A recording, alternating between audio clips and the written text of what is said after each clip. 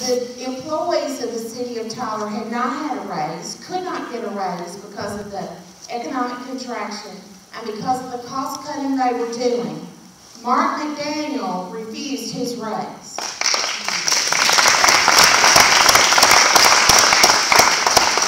Now, and I won't name names today because there's going to be an upcoming election where there will be plenty of opportunities to do that. But there are elected officials, local elected officials, that when employees weren't getting a raise and when they were being laid off because of some cuts that had to be made, we've got a couple of elected officials in Smith County that took a raise. Took a raise, a big raise. And so that'll be a campaign issue. But Mark is going to be up here in just a little bit. He's going to tell you about some of the things the city is doing through its blueprint business plan to make sure that they're delivering to the citizens of Tyler and to folks who pay the half-cent sales tax like we do. We don't live in the city of Tyler, but we pay sales tax. What they do to do their very best to deliver the highest quality services at the very best price. Now, is Mark going to tell you that they're perfect? Nope. And do we agree with them probably on everything? Nope. But you know what? We want to highlight success in government, taking smart business principles and putting those successful business principles into government so that it works for you. So, Mark, McDaniel.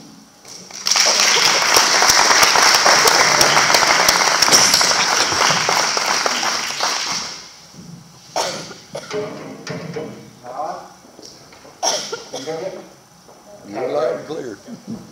It's great to be here. I always enjoy my conversations with Joanne. She's been in my conference room many times talking about many issues, not just local items, but also at the state level. And she and I have a lot of agreement on the state level on many levels. But it's a pleasure to be with you here today to talk to you a little bit about the city of Tyler. We've been doing some of the things that we've been doing for so long now that we've kind of taken for granted. But it's always a pleasure for me to come out and talk to people about what we're doing, to not just share with you, but also remind myself about how we're different, very, very different from other local governments. And I'm going to talk about that today. So we start off with this slide here that we call it the PEP wheel, the Performance Excellence Program wheel.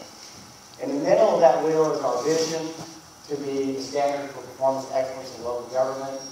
And then around that we have these goals in yellow.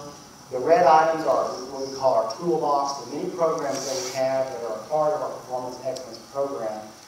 And then the criteria around the outside are evaluation criteria that we use to evaluate every operation. We've got some 25 to 30 separate operations. All of them go through this process. And I'll tell you about how we do that. So I'm going to talk about some of these boxes, these red boxes in particular. But before I do that, I'm going to talk a little bit about the fact that we've been at this a long time. In fact, if you look at this continuum here, it's 15 years of continuous improvement. A lot of my colleagues will approach me, other city managers from not just Texas, but around the nation, and will say, hey, I heard your presentation on that program. We want to start that. Tell me how I can do it now. And so what I have to tell them is that it's not just a process improvement. It's a culture improvement. It's a mindset about how you run government. And so starting back here with the blueprint, and it was adopted, and then we did business planning, and we had an apprentice program for our employees, and then we did City University, and we had our whole Call to Serve initiative, Leadership Academy, our Lean Six Sigma program, and then this PEP wheel pulls it all together. So when I'm out talking to my employees, I'm talking about the fact that I'm not introducing yet another program. What I'm doing is I'm pulling this all together for you so you can see how these programs align with our goals to achieve our vision and the evaluation criteria that we're going to use to do that. So again, starting with the blueprint, it's been a long process. I'm standing as city manager, I have the pleasure of standing on the shoulders of some really great people that have done some really great work with the organization, both the staff and the city council over the years. So let me start with one of our tools, Lean Six Sigma. We've got, I'm sure, a lot of professionals and retired professionals in the room that come from the manufacturing sector. Lean Six Sigma, Toyota, GE came out of those two organizations. It's gone worldwide. Not many governments use them. They do it at the national level in some ways. Cities have begun to use this. We were one of the first in the nation to launch it citywide. But this program, you can see, since we launched in 2009, has actually gained us $3.3 million in savings. And what we do is we take employees at every level in the organization and we train them in techniques to evaluate programs. These same techniques that the manufacturing sector has used to look at processes, to look at how we spend chemicals, to look at our overtime in the police department, to look at how everything that we do. So we have, at this point, we have about 75 green belts we've been trained, and then the next level is black belts. I've got about 8 of those citywide, and they're constantly doing these projects. Right now, we've got, you can see the number that have been completed, and then this last bar here is just year to date, first quarter, so I fully expect that one to be up by the end of the year. But when we started this process, it wasn't so much about saving money as it was about saving time. Because I knew that we weren't going to be adding any employees, not in this economy and probably not for the foreseeable future as far as short term. We just can't afford it, and we need to look at better ways of doing business. So for me, it was more about working smarter and using the people that we had, investing in them, and trying to look at saving time. So we have saved, as you can see here, over 20,000 hours, which equates to basically 10 positions if you're just looking at full-time equivalents. This next slide shows you City University. Now, City University has been maybe a year longer, but again, one of those tools in that toolbox where we train our employees through an in-house training program. Very simple. I mean, it's a room that's probably, I don't know, an eighth the size of this room that's fully equipped with technology, and every day I've got employees that are being trained in a variety of things. You can see here the number of training hours that we've actually had, and when we say we've had savings of over $481,000, that's what it would have cost to send these same employees off to training just for the registration fee in Dallas or Houston or College Station or wherever. We were training them in-house. Doesn't even include the travel and training, the travel to get to those courses. So we're able to save money on our training budget by doing it in-house. And it's not the city that's actually putting on the training as far as instructors. We do some of that for our new employee orientation and things of that nature. But we bring instructors in from all over the state to perform some very high-quality training. You can see here the tracks that we've had. We started out with the full track that you see at the top. Then we added, we've actually got the Toastmasters group, the Leadership Academy, the Lean Six Sigma program. This Call to Serve Difference training, people say, what's that? It's customer service training. It's also employees talking about the fact that our job in government is it's a noble calling. We're serving what we feel is a higher purpose and service to others. And so it's not about producing a widget or providing some other type of service. It's about providing the base level service that people need. Police, fire, making sure the toilets flush, making sure the water flows, repairing the streets, the real services that affect people's lives on a daily basis. And so, from the laborer on up to the manager, we talk about the fact that that is a noble calling to be able to provide that kind of service to the community and give back in a way. And then we also, this last year, added a wellness track for our employees, as well as a cohort program where we actually have the University of Texas at Tyler coming in and teaching or starting the program in-house for our Masters in Public Administration for some of my senior staff. So really doing a lot with this City University. Again, about investing in our employees, the ones that we have, because we're not going to be adding any more employees in the near future. Okay, this is a graph of the experience that we've had since the 80s in terms of the number of regular full-time employees. Okay, so you can see this last bar here.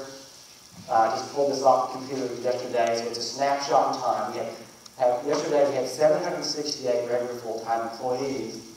And then these are audit numbers from our audit that on that day when the audit was done or compiled, that's how many employees, regular full-time employees we had. So we have fewer employees than we did in 1985. And you can see that the dip here is because we had a hiring freeze. At one point, 2 years ago, we had 140 positions vacant. And so we've added back a little bit since then. This number was a little bit lower earlier in the year, 750. But we're adding back very slowly because although we have seen an improvement in some of our revenue sources, it's all very incremental. You know, whether it's your property tax base or your sales tax, or whatever your revenue source is, it's all very incremental, and it's kind of a tentative environment that we're in. So this next graph will show you, if you look at the number of citizens that we have, because over that same period of time, our population's grown by 30%. So we've gone from 12 employees per 1,000 residents now to 8. All right, this next graph, I know it's going to be hard for you to read, so I'll explain it. We have a very non-traditional organization structure. Most cities our size are about 100,000, which that's a pretty big city, even in Texas. And most cities our size might have 4 assistant city managers. Every department might have not just a director, but an assistant director and a few management assistants. So we don't have that. Back in the 90s, with the ushering in of the blueprint, we slashed about 60 positions out of our organization even back then. And we cut a lot of layers out of the organization, so our organization is very flat. I have about 12 to 14 direct reports, if you want to include my secretary and another person. And we expect the managers to run their departments, run them well, and if there's a problem, we've got processes in place, whether it's our business planning or our Six Sigma and other things, an internal auditor, to make sure that we do things right. So we don't have all the layers. The disadvantage there is our bench isn't very deep, but that's why we have the Leadership Academy, and that's why we have City University, so that we can do that succession planning, so when someone retires, we have somebody ready to step up. But the communications in the organization are tremendous because you don't have all the layers of bureaucracy to go through. So there's pros and there's cons, but I'll take this one anyway. Okay, this one I need some explanation. The criteria that you saw on the outside of that wheel on that very first slide, that's the same criteria that you see along the bottom here. So every department, every quarter, is being looked at and rated on how well they're doing these criteria. And it's a standard set of questions, maybe 25 per criteria, that they have to answer. They're scored. Okay, and they're scored by what I call my pep squad, because my black belt team, plus a few green belts that go in and they do this analysis. So we're auditing our operations, not just our finances, but our operations every quarter. And so we rate those departments on these different criteria.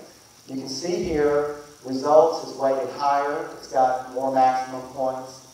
And then historically, these are actually, are some of you familiar with the Baldrige National Award? Okay, that award, these are the same criteria. This is the Baldrige program. Okay, so we are on the track with that program, and I tell my employees, it's not about the award. We may never ever get the award. It's about process improvement. All I care about is that from one quarter to the next, that we're making progress. So historically, if you're at a 700, you're a Baldrige Award recipient, nationwide.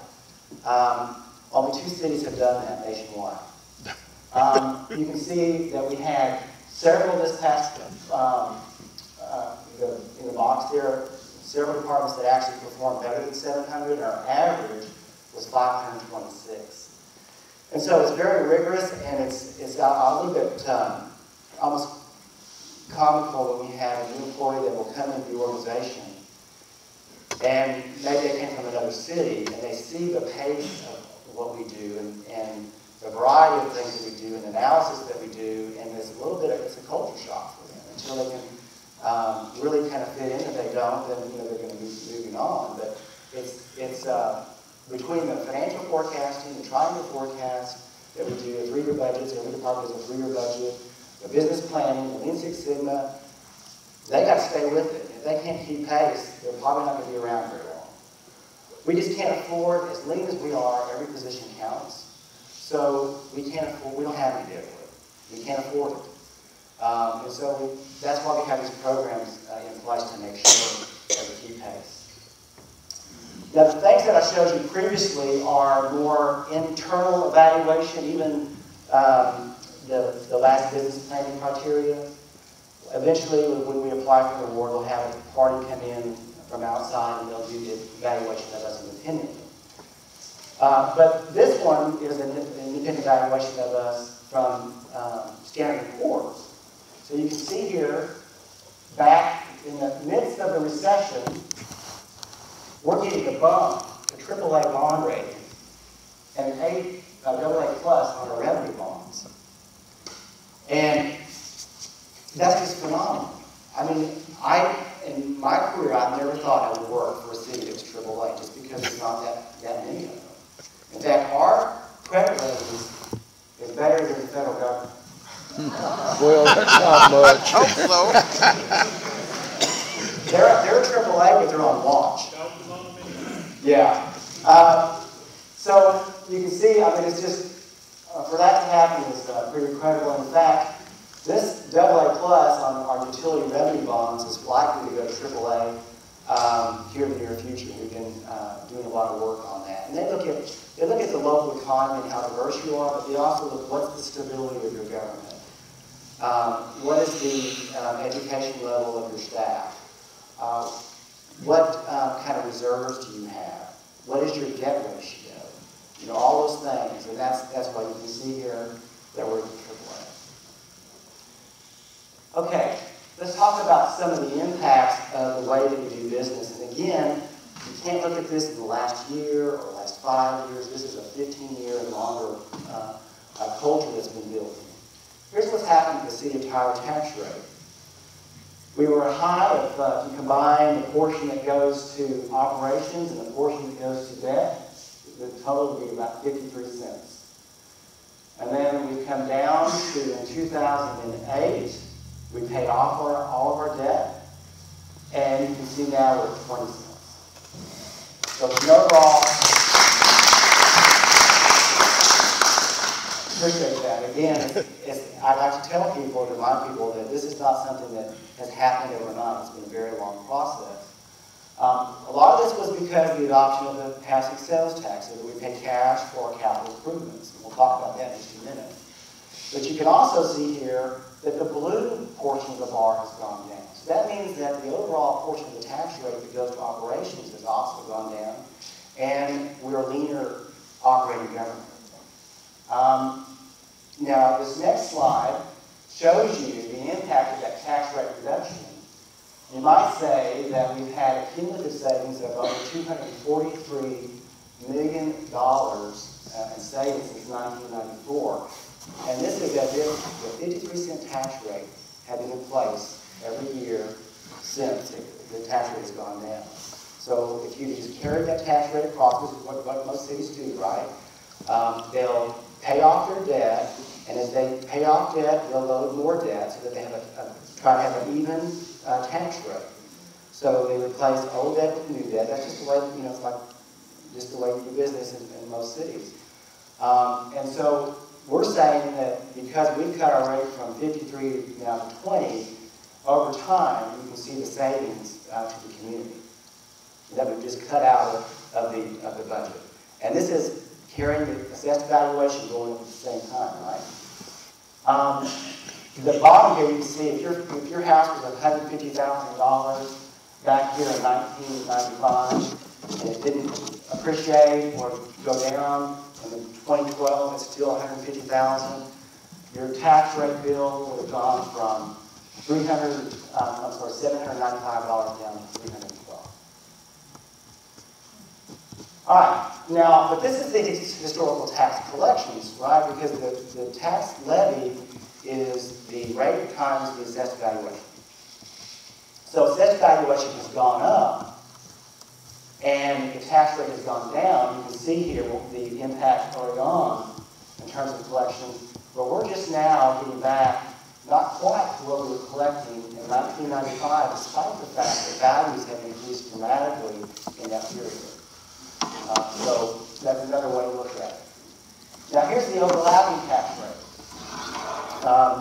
The Tyler's at the bottom, City of Tyler in the dark blue. Then you've got Tyler Junior College in the orange there, and then you've got Smith County in the light blue, and then you've got TISD in the red. So that's your tax rate, overlapping tax rate. You can see what's happened with Tyler. It's a small portion of the tax rate, but it's gone down. Some of these have gone back up, so, and then you have, TISD. It is what it is. This is a comparison to other cities that are peer cities, the cities that are similar size in Texas. And you can see at the bottom there what's happening with Tyler's tax rate. And then this is everybody else. So we're pretty much in the league all our own because we have paid off our debt and because we're leaner. Now, some of my colleagues will say, well, yeah, but you have that housing sales tax that, you don't have any debt and you just pay cash, and that's why your tax rate's so low. And I tell them, I said, okay, what about Lubbock? They have one too. What about Midland, Odessa, Wichita Falls? All those cities have housing sales tax too. But they're not where we are. They spend their housing sales tax in a different way. Or economic development. Mostly economic development. Okay, then this is just a mean tax rate over that same period of time, just averaged. So you can see Tyler's average tax rate over the same period of time is 22, and then you can see everybody else. Okay, now I want to move on to prioritization of our capital planning. And I see Mr. Eisenbach's in the audience. He is actually on our housing sales tax board, so this is going to be a little bit, you already seen most of this. So. But Rick does a great job for us, and we have a really terrific citizens group that works on that housing sales tax board. So I'm going to review the process that we use to prioritize our projects. Starting with the housing CIP, by our Articles of Incorporation, we have to do an annual work plan. And that's basically a process of looking and identifying any projects that are out there. And in our case, we do open call for projects every year. And then we adjust that annual plan. Now, it has to be an annual plan to be unit on the 10-year plan. So we start with the annual plan. And then we have a 60-day period where even after the housing board and city council says this is good, you like it, there's a 60-day review period. So there could be any adjustments thereafter based upon public input. Here's kind of our calendar. We're in the middle of this right now. We've had our open call for projects. We've had some open houses. We've got some more coming up, asking the public to give us input. And, we have 222 projects that we prioritize every year. A lot of those are not going to see the light of day. But we have to be open about it so that we make sure that we include all projects. And we want to live with our means, so we can only do so many. But we rank every year because what was a priority last year may not be a priority next year, and something that wasn't a priority last year may be one now.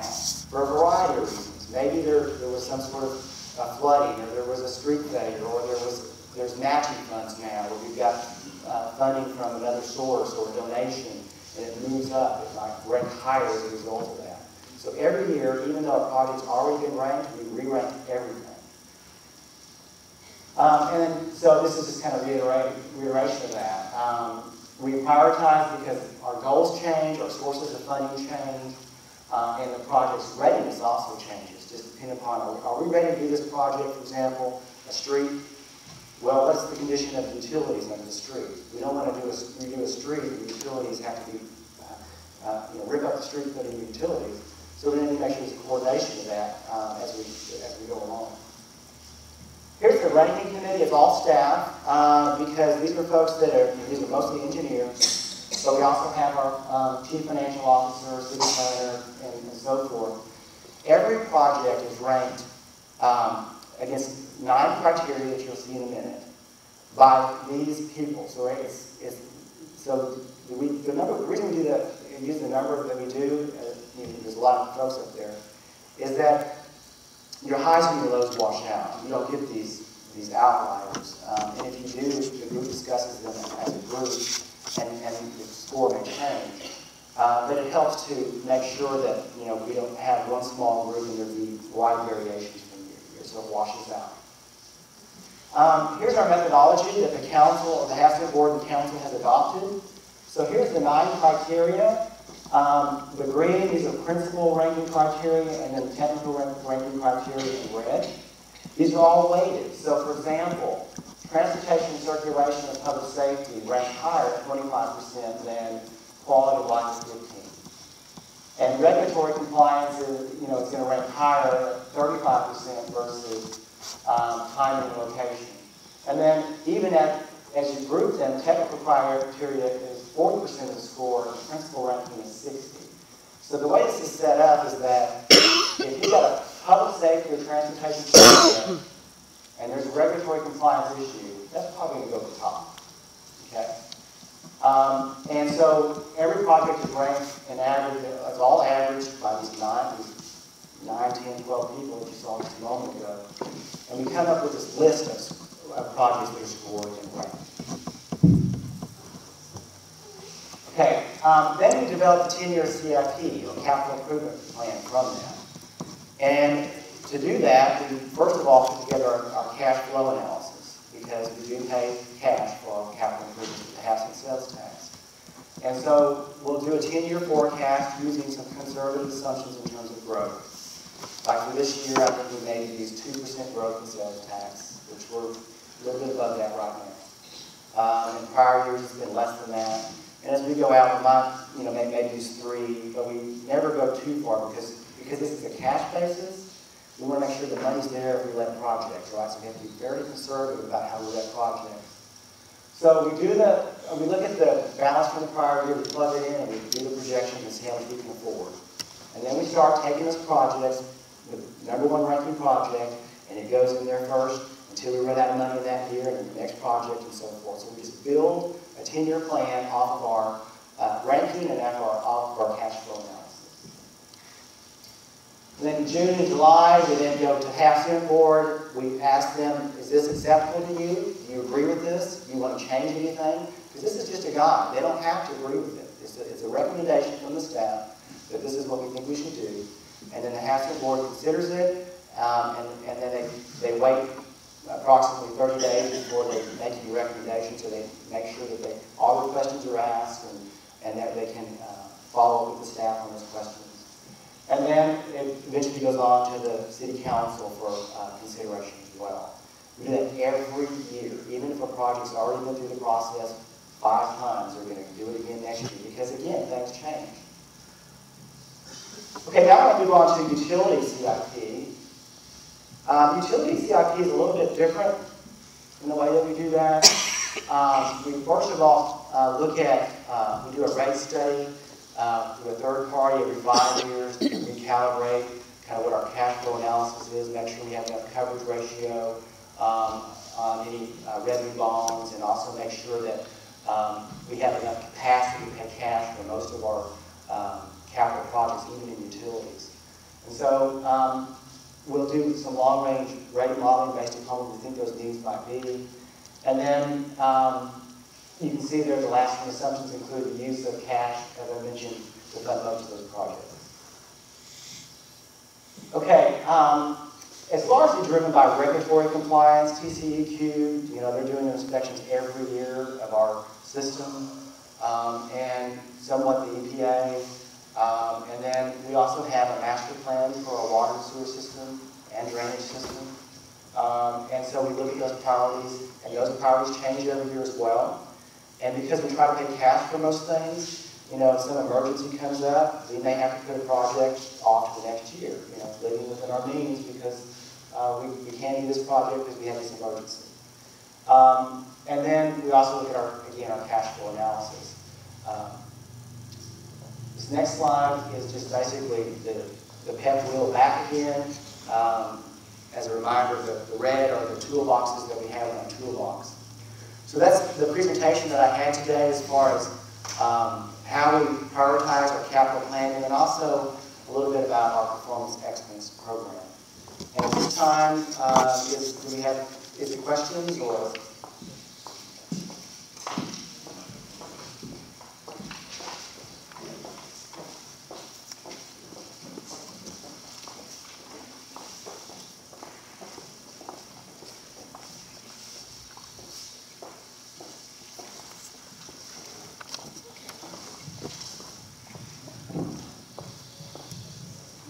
Okay, now we got it. These couple of questions are about the housing sales tax projects and how they're prioritized. When you built the Earl Campbell Freeway, why didn't you extend it 2 blocks longer past Sam's on Loop 323 so Tyler citizens would have an entrance to Bellwood Lake? Is this lake just for the rich to enjoy? Well, I think it's about, again, living within our means, and that particular tract of property was sold some time ago to an investment group who's trying to develop it. And my guess is that that stretch is probably paid with private funding that benefits the developer of that area, which is the way that a lot of the arterials are paid for, not just the city funds.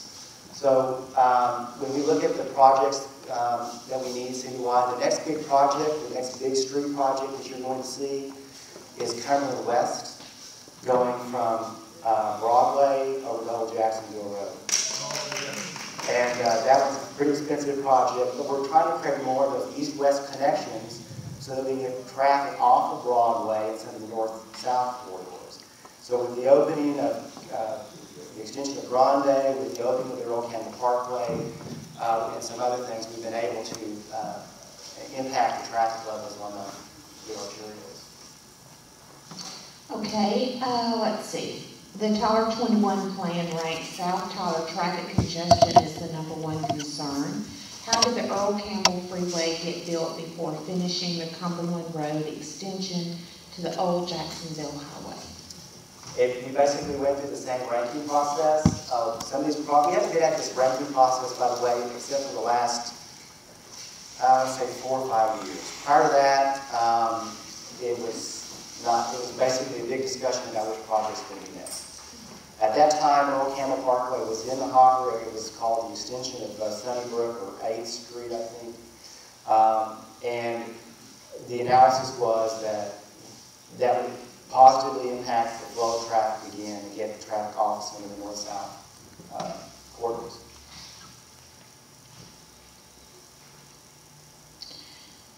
Who or what organization introduced the planning template to Tyler officials for Tyler 21? The planning template. The Tyler 21, now we call it Tyler First, was developed by the community. And we hired consultants that helped us with that project, but the vision and the principles of that plan and everything in it, including the chapter 13, which is our implementation plan, 400 separate action items for us to work on, was all developed by working groups of citizens for each chapter, and then ultimately we had citizen surveys, and then a steering committee, and then the Planning and Zoning Commission and the City Council adopted. We're going through a 5-year update right now, so we reconvened a steering committee of about 60 people, and it's not going to be a complete update or overhaul. It's just going to go back and look at what we said 5 years ago and what it today look like, because a lot's happened in the last 5 years. The world's changed dramatically. And so what was the priority then? Is it still a priority now? We've already done our citizen survey to see what the priorities of our citizens are. With the scientific survey we did, we'll do more town halls, we'll do more public meetings and so forth. So there'll be a lot more, continue to be a lot of public input on that process. Tell us information regarding the closing of the tower at Pounds Field. Okay, I think that's about the tower. The FAA tower. Our tower is actually run by contracted personnel or a company, whereas the Longview Tower is run by the FAA. And we've received notice that there's a chance that our tower may have to close because of the whole issue with the sequestration. And so we're now evaluating what we're going to do. Are we going to, well, first of all, we're going to fight it and talk about I think the national interest in us keeping it open because of being, you know, we have planes land all the time. They can't land at DFW because of the storm or whatever. So we want to, first of all, tell our story. And if that doesn't work, we'll be looking at even maybe paying to run it ourselves, or maybe a hybrid of the two, or maybe train some of our own staff to do some limited things. Right now, if you come in on a late flight in Tyler, the tower's already closed. So we already operate the airport without a tower sometimes. The radar is actually in Longview, and the tower operations may be in the Dallas area. But we can still continue to run the airport even if we don't have a tower in operation, but that's certainly not our first choice. This is an interesting question, Mark. Transportation now has route match, not route shout, on their computers in the office. Will this be available online to us, and if so, when? Yes, we received some funding to do that, where the idea is that if you're, we're talking about the bus system, that if you're waiting for the bus, right now people call the transit office because we have GPS instrumentation on every bus. So if you call, they tell you where your bus is and how long it's going to take to get there, roughly, based upon traffic. But you'll be able to see it on your smartphone. So you can just access it through the website and be able to see where that bus is in real time. Is it common practice throughout the state for cities the size of Tyler to have twice a week trash collection? Probably not. The citizen survey that I was telling you about earlier, the number one thing that people love about Tyler is their trash collection. It's great. Number 2 is police protection. Number 3 was low taxes. So, I'm not about to mess with the trash. I mean, really. We actually looked at that, though. One of these Lean Six Sigma projects, we looked at going to once a week and what savings we would have. And, of course, you got to wear and tear on the streets and so forth. You've got to consider all that. But we have these people on staff 5 days a week, and if we're only picking up trash 2 days and recycling once, then what are we doing with the people during those other periods of time? You still have to have roughly the same number of people to do it on the days that you do pick up. We do employ a lot of temporaries, though, when we need them to fill in on the garbage collection.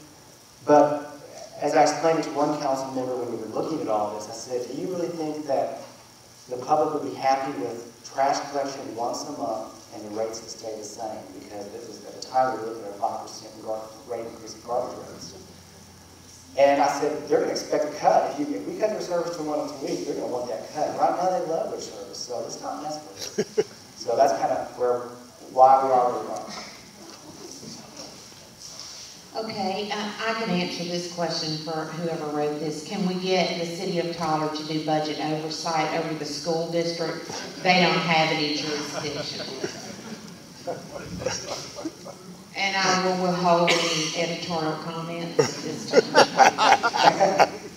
Can anything be done about the noise the Encore plant makes on Grande and Rose Quarter Road? I'm not sure. That's the first that I have heard of that. Encore plant. And I'll be glad to check into that. Grande Rose Quarter. That's Was Tyler 21 a local idea? Yes. And I know where that question is coming from, so let me just kind of take you head on. We've all heard about Agenda 21. I didn't hear about it until somebody brought it up, and we were already done with the entire 21 process. And I don't even know what's in it. I've never even read it. 21 means 21st century, so there's a lot of plans out there that have 21st century associated with them. And so, just so there was no question that it had nothing to do with Agenda 21, we would negative because it's a local plan, started with our citizens.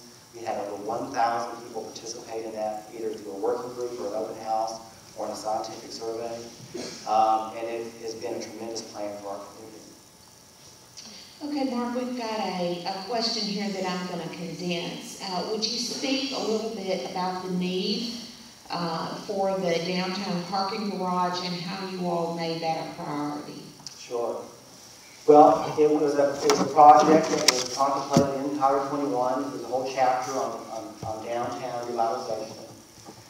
And for me, as a manager, I look at the whole city, because if there's a part of our city that's not doing well, it affects all of us. And so we're only as strong as our weakest link, so to speak. So we need to look after all of the city. And we all notice that there's been disinvestment in the downtown. Well, the downtown belongs to all of us. It's our center of government and a lot of industry, offices and so forth. And we need to take care of that. If we don't, it's just going to continue to decline. It's going to actually be a hindrance, a ball and chain on the city, as opposed to being something that helps us to prosper. So in order for the downtown to prosper, we have a parking issue that we've got to address.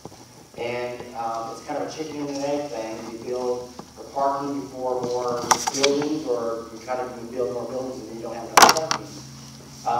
I give an example of how the impact is already happening in that parking garage. I'm in contract negotiations with people controlling the building on more parking spaces for the new garage. I'm talking to another person about filling the Lindsay building, but they're saying, well, am I going to have parking? And then there's a lot of other buildings. You know, the county wants more parking for their jurors. Liberty Hall is starting to really get busy. We need parking there. So we did a study. We had Walker Parking Consultants out of Houston come and do a study about what our parking needs were. And the council made the decision that this was something that we wanted to pursue. So you'll see a whole lot more about that in the next 30 to 60 days. Why have 18 compressed natural gas cabs been parked unused near the Greyhound bus station? That would be a question for the operator, and those are not city cabs. Right, and we'll be getting into that a little bit more. Whoever asked that question, if you'll talk to me in a few minutes after this is over, I don't want to drag the city manager into an issue we're about to take on. So let's leave him out of it, but you can talk to me about that. I have some ideas. Okay, let's see. Is Tyler an official member of ICLEI, the International Council for Environmental Initiatives, and if so, for how long? No, I'm not sure what that organization is. I've checked that out, and the city of Tyler's never been a member of ICLEI. Never, ever. Okay, let's see. When the template for Tyler 21 was introduced, was it first introduced to the mayor, the city manager, or exactly how was it the initial step made, Mark? We had a steering committee that then Mayor Joey Sieber established from all sectors of the community, so he wanted to make sure that we had broad representation that would reflect our demographics. And the group was about, again, almost, I don't remember, 30 to 50. And they mapped out about which chapters. We even actually, midway through the process, we added a chapter that we didn't think we needed, but after the discussion started and we got feedback from the citizens, we added a chapter. On this next update, for example, we're looking at a new chapter on education, even though the city's not responsible for education. We feel like education impacts all of us, and we just can't ignore it. We want to try to help improve our public education system. So we would probably add a chapter on education and tweak some other things. Okay, this one is kind of long, Mark. We've had 4 major alcohol-related traffic accidents in the past 3 years at our intersection, and it doesn't say which, in Tyler. We know the insurance companies have settled with the city for street, curb, and utility damages. But when we ask the city, we're told to fix damages ourselves. Who is really in charge of fixing streets? Is there a diversion of funds? And where are they going? Usually what happens on an accident like that is, depending on whose fault it is, but their insurance will oftentimes pay the city. And then we go out and fix whatever it is with the money that the insurance company gives us. So if whoever wrote that comment, if you want to talk to me, I'd be glad to visit with you more specifically about that. Is that on? Now, this is a question that is off of a sheet of typed questions that were handed to me, so I'm going to, again, summarize this. Would you describe how the priority was set for new parks versus the money that's going to be spent in downtown Tyler in projects like the parking garage? So how do you all go about deciding if you're going to add parks or you're going to develop downtown? Get back to this right. Here we go. Parks come in under Lawrence and this side right here, quality of life. Whereas parking garage and circulation come in under transportation. So naturally, as I said earlier, those two are going to rank higher in terms of their weighting on the score. The city did do a park master plan, also something that was detailed as an initiative in the Tyler 21 effort. And in that plan, the emphasis was, first of all, take care of the parks that you have, and then look at the possibility of new parks where you might have some park deficiencies. And so probably the area town that would need parks the most, if you look at deficiencies, if you don't include Lake Tyler, is this part of the city, back in this sector of the city. So we use a master plan to determine what the park needs are, and we rank those. Every item in that park master plan is then, there's a project sheet done on that. It's then ranked through the half-cent program, and it has to rank against the other 221 projects. Okay, and the last question I have pertains to the difference between TxDOT's rankings and what the city participates in. So this question is about the list of the 100 most congested roads in Texas that TxDOT has had for a very long time. And would you explain how the city interacts with that, and is that 100 most congested road list, this person asserts that there are 2 road segments on that list in Tyler. So how do you make a decision about what you're doing, Mark, as related to this list? When we do the ranking, and that's again one of the reasons why you see transportation circulation weighted so high, we consider that.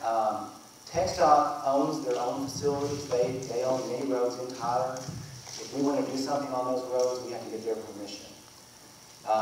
They spend their money to repair them. We do have to, as a city, though, in many cases, operate the traffic light, things of that nature, maintain the right-of-way, just through an interlocal agreement because they won't do it. And so we do that locally. And so they kind of do their thing on their roads, we do ours on ours. We do have some coordination. In fact, quarterly we sit down with their engineering team and my engineering staff. We talk about projects. Last time we talked about Old Jacksonville Road Corridor, going from the loop all the way to Gresham. And, we need a corridor study to examine that. Then what happens is TxDOT actually has their projects come through what's called the Metropolitan Planning Organization. And that organization is chaired by Mayor Bass, and it includes elected officials and industry officials and TxDOT that meet on a fairly regular basis to look at projects in the area and rank those projects and put them into a 3-year plan that they might be considered for funding based upon the availability of funds. Okay. Thank you, Mark. Thank you very much.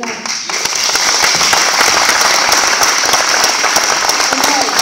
Now I've got 2 quick things. You might have seen in the news this week that Grassroots America publicly went on record as being opposed to the project that the Smith County has in place, and it's for a multimodal facility. It's an $18.2 million facility downtown next to the Annex building, which is supposed to be another parking area. It also has rail. It's planned for a light rail.